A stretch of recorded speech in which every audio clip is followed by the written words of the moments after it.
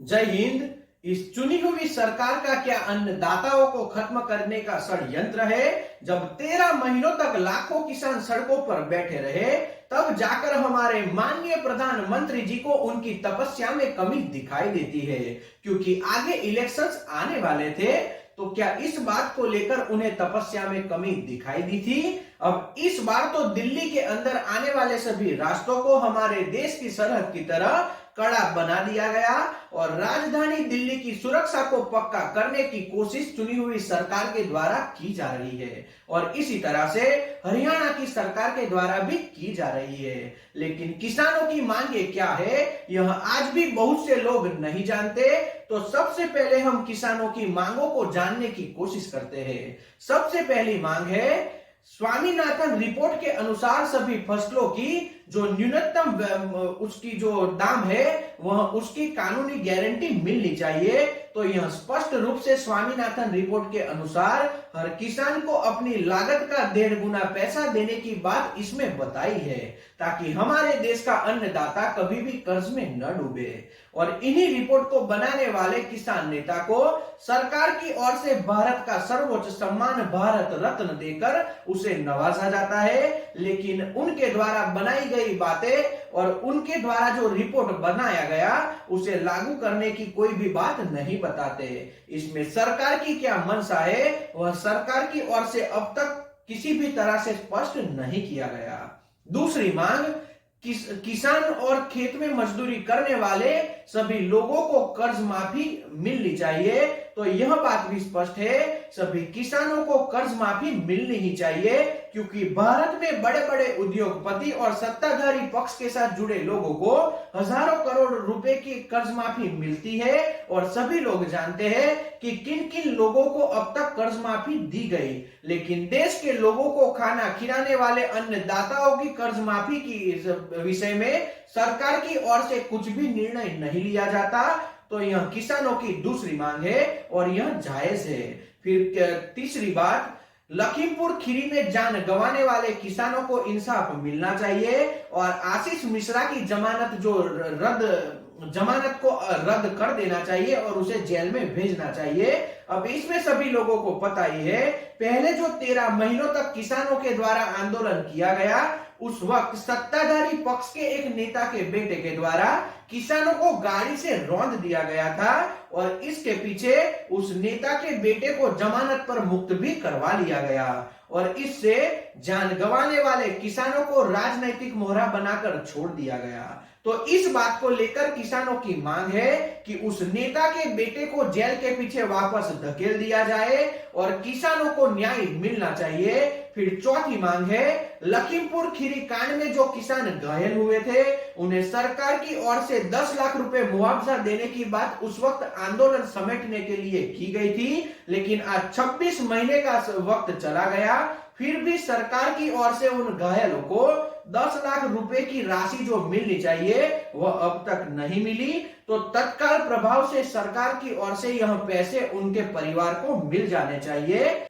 फिर आगे, किसान आंदोलन के दौरान जो भी मुकदमे सरकार की ओर से गलत तरीके से दर्ज करवाए गए थे, उन सभी मुकदमों को रद्द करने की मांग रखी गई और पिछले आंदोलन के दौरान जिन किसानों के अपनी जान गंवाई थी, उनके आश्रितों को सरकार की ओर से नौकरी देने की मांग भी रखी गई। लेकिन सरकार इन बातों को भी मानने के लिए तैयार नहीं है। इसके अलावा किसानों की ओर से जो दिहाड़ी मजदूरी करने के लिए जाते हैं, यानी कि जो खेतों में काम करते हैं, उन्हें सालाना 200 दिन तक मनरेगा की ओर से दिहाड़ी मिलनी चाहिए। यह भी मांग सरकार की ओर रखी गई है किसानों के द्वारा। और उसके आगे 700 रुपए प्रतिदिन मजदूरी की मांग भी किसानों की ओर से रखी गई है।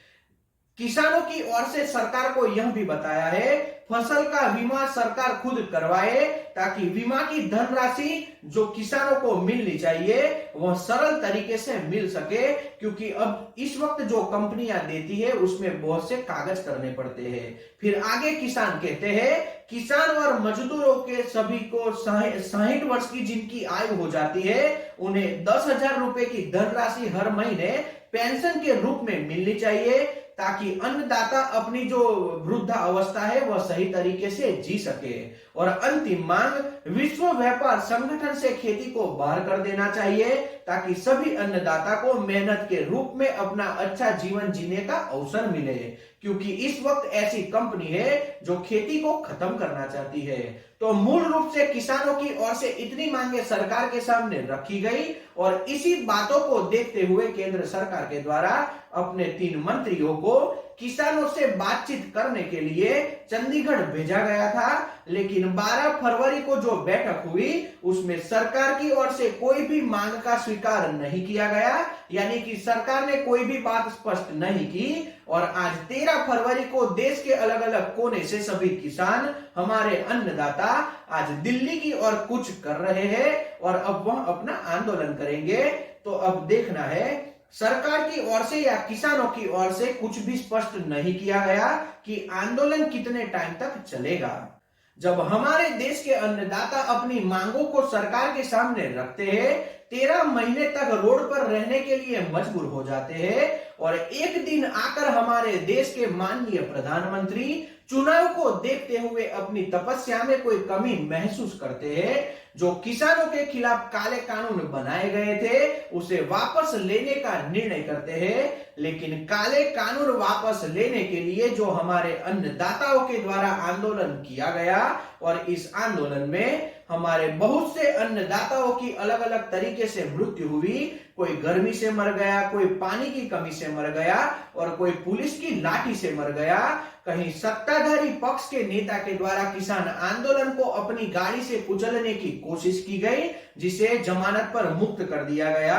कहीं सरकार के द्वारा अपनी नाकामी को छिपाने के लिए किसानों के ऊपर गलत तरीके से एफआईआर दर्ज करवाई गई, कहीं गलत तरीके से किसानों के ऊपर लाठियां बरसवाई गई। और इन सब बातों में जिन किसानों को नुकसान पहुंचा और बाद में एक निर्णय से यह आंदोलन को समाप्त कर लिया गया, जो तपस्या में कमी रह गई थी और आंदोलन उस बात को लेकर समाप्त हुआ। लेकिन सरकार की ओर से जो भी गलत निर्णय लिए गए जिसमें मृत्यु हुई, किसानों के परिवार को 10 लाख रुपए मुआवजा देने का वादा किया गया था, किसानों के ऊपर गलत तरीके से जो कंप्लेंट दर्ज की गई वह वापस लेने की बातें बताई थी, किसानों को अपनी फसल के ऊपर न्यूनतम जो मूल्य है वह देने की बात बताई थी। इन सभी बातों पर पिछले 26 महीने से अधिक का समय हो चुका है, लेकिन चुनी हुई सरकार के द्वारा कोई भी निर्णय अब तक नहीं लिया गया। और तब जाकर हमारे देश के अन्नदाता आज वापस आंदोलन करने के लिए खड़े हुए और एक साथ मिलकर आंदोलन करना शुरू किया। और जब आंदोलन से डरी हुई सरकार अपनी नाकामी छिपाने के लिए दिल्ली को जोड़ने वाली सभी सड़कें हैं, अलग अलग तरीके से उसे बैरिकेड करना उन्होंने शुरू करवा दिया। हमारे अन्नदाता को रोकने के लिए हमारे देश की आर्मी को लगा दिया गया, क्योंकि चुनी हुई सरकार को यही लग रहा है हमारे देश में आपातकाल चल रहा है और दुश्मन देश के साथ अब युद्ध होने वाला है। इन्हें दिल्ली आने से रोकने के लिए फिर इसी तरह से अलग अलग जगह से न्यूज अभी हमें मिल रही है कि कहीं पर सुरक्षा को बढ़ाने के लिए 10 फीट की कंक्रीट की दीवार बना दी गई, तो कहीं पर किसानों को रोकने के लिए रोड में गड्ढे करवा दिए गए, कहीं पर किसानों को रोकने के लिए नदी में जेसीबी से खुदाई करवा दी गई ताकि ट्रैक्टर दिल्ली में न घुस पाए, कहीं पर हमारे अन्नदाताओं को रोकने के लिए नुकीले तारों से बॉर्डर को सुरक्षित करवा दिया गया। फिर सरकार की ओर से दिल्ली में 30 दिनों के लिए 144 लागू करवा दी गई और आगे हरियाणा सरकार के द्वारा भी 17 जिलों में 144 लागू करवा दी गई। हरियाणा के कई जिलों में इंटरनेट सुविधा को भी बंद करवा दिया गया।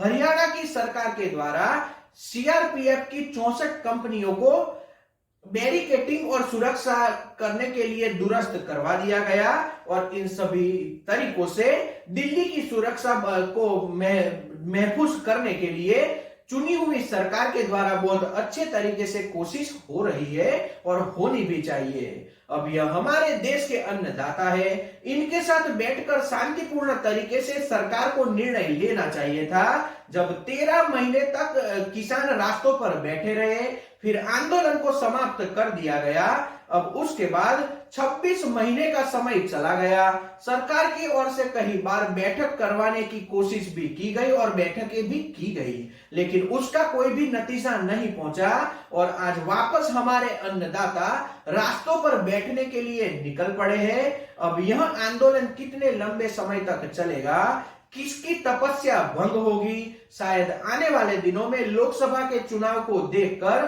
सरकार जल्दी से नतमस्तक हो जाए और वापस अपनी तपस्या में कमी को कहीं ना कहीं देख पाए। लेकिन हमारे अन्नदाताओं को सरकार की ओर से कब तक अपने घर वापसी करने के लिए मना लिया जाता है, यह आने वाले दिनों में पता चलेगा। हमारे देश के अन्नदाता लाखों की संख्या में जब रास्ते पर निकलते हैं, तब सरकार की ओर से हमारी राजधानी को सुरक्षित करना यह बहुत जरूरी हो जाता है। लेकिन आंदोलन कौन सी बातों को लेकर हुआ है, किसने और कौन सी मांगे उसमें रखी गई है, इस पर अगर पिछले 2-3 सालों में अगर सरकार की ओर से विचार किया गया होता तो शायद सरकार को दिल्ली की सुरक्षित बनाने के लिए इतना खर्च नहीं करना पड़ता।